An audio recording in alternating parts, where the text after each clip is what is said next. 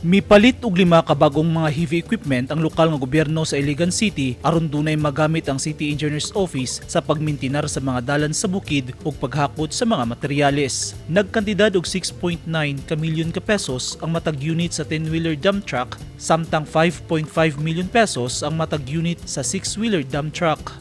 4.6 million pesos ang usa ka unit sa road roller vibrator compactor ug duna pay moabot nga duha pa ka mga unit nga payloader truck. Sumala ni Bong Kapitan ang CMO CGSO point person baratong pagkapalit sa mga ekipo tungod wala patungi ang presyo sa supplier. Dunay mga daang ekipo ang nisgutang opisina apan sagad niini karaan og guba na gilantaw sa LGU nga mas makadaginot sa gasto kung duna kini kaugalingong ekipo kumpara sa mag-arkila.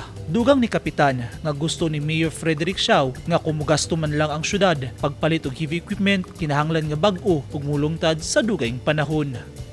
Eugene Hinutan, Newsline Philippines. Stay safe.